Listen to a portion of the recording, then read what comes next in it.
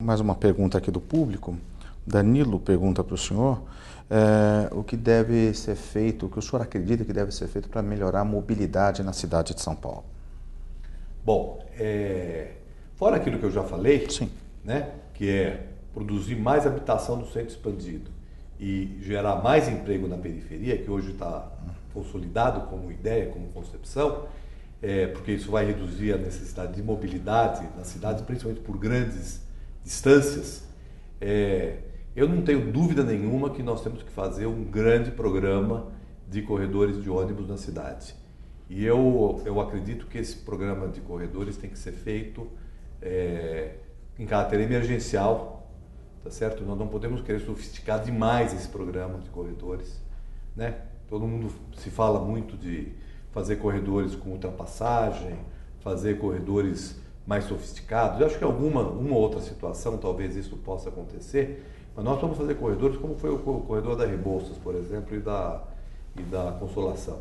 Um corredor que ele não exija muitas desapropriações, que seja feito de maneira compatibilizada com uma melhoria da qualificação do espaço público, melhoria das calçadas, retirar a fiação, né, melhorar, como foi feito ali Com túnel embaixo ou sem túnel? Não, sem túnel, né? O túnel eu acho que foi um equívoco, inclusive, na época, manifestei essa versão. Não que talvez não devesse ter uma passagem de nível ali, mas da maneira como foi feito, foi um equívoco. Mas, com certeza, corredores que tenham uma melhor operação.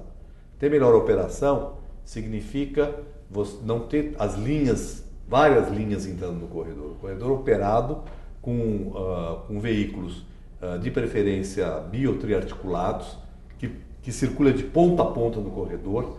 De preferência, esse corredor deve ser de ponta a ponta mesmo, ou seja, ele não deve... O senhor gosta do modelo do monotrilho, que são essas pilastras que o pessoal do vou falar disso já. Né? Mas por que eu acho que nós temos que fazer isso? Porque essa é a maneira de, em 2 anos, né? Quando eu falei do período, a Marta, entre 2003 e 2004, certo que um planejamento anterior, mas né, conseguiu implantar, né, uma grande quantidade de corredores de ônibus na cidade num prazo curto, né, que podem melhorar muito a mobilidade da cidade. Metrô. Monotrilho, tá certo? A melhoria dos trens, que eu acho que talvez seria outra prioridade importante no governo do Estado, que é muito mais fácil modernizar o sistema de trens metropolitanos. Nós temos só na cidade de São Paulo 130 quilômetros. Na região metropolitana, 260 quilômetros de trens. E nisso há uma coisa interessante, vereador, quando o senhor está mostrando a importância do sistema metroferroviário na cidade. Claro. Para a prefeitura, para a administração municipal, vai ser muito importante ela ter um bom relacionamento com o governo do Estado. Com certeza. Como é que uma administração petista vai conseguir se relacionar com o governo Alckmin, do PSDB? Olha, eu não vejo, do ponto de vista nosso, não vejo problema nenhum. Né? Eu acho que pelo contrário, quer dizer, nós temos que ter uma articulação. São Paulo está na região metropolitana, a região metropolitana, inclusive, tem várias prefeituras que também são do PT, tem prefeituras também do PSDB, tá certo? Nós temos que ter uma governança acima da questão partidária. Essa coisa que o senhor está dizendo, né, que o senhor até estava falando, Minha Casa Minha Vida em São Paulo não funciona. Os petistas dizem que o programa não tenha virado, não tenha acontecido em São Paulo como tem acontecido em outras capitais, justamente São Paulo, não. por essa discordância partidária de PT e PSDB. Mas a picuinha não foi do governo federal. A picuinha foi da prefeitura, que sequer montou um programa de produção de habitação. Não sei se foi picuinha ou se foi incompetência. Porque você pega a ação da prefeitura de São Paulo, ela só teve voltada na área de habitação, só teve voltada para a urbanização de favela. Se produziu 14 mil unidades, tá certo? Nem com recurso federal, nem com recurso estadual, municipal. 14 mil unidades em 8 anos, tá certo?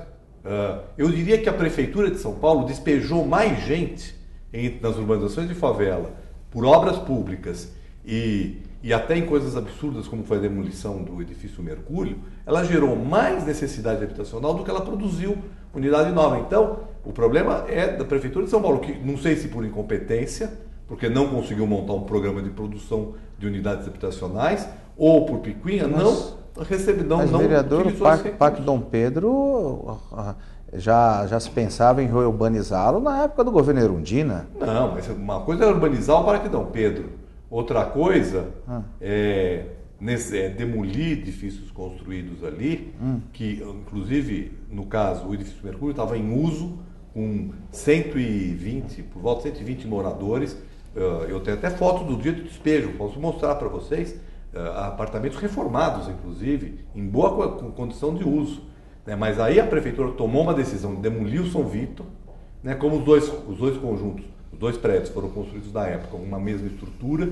Então, para demolir um, que eu acho que não deveria ser demolido, porque na época da Marta havia um projeto de reforma, né? Inclusive foi projetado pelo arquiteto Roberto Loeb, havia um projeto de reformar o São Vito, né? Eram por volta de 800 originalmente, iam diminuir para 600, porque iam aumentar um pouco o tamanho das unidades, então você tinha ali quase 800 no total, né? 700 e tantas unidades habitacionais no centro, próximo do emprego, tá certo? Que foram despejados para criar um terreno de por volta de 3 ou 4 mil metros ali do Parque Dom Pedro. Eu acho, tudo bem, pode até ter gente que considera que era positivo demolir aquilo por uma questão urbana, mas isso é uma discussão que tem que ser feita de maneira geral na cidade, porque eu não acredito que o Parque Dom Pedro melhorou muito com essa demolição. Né? Acho que é perfeitamente compatível, né, o prédio com a reabilitação do Parque Dom Pedro.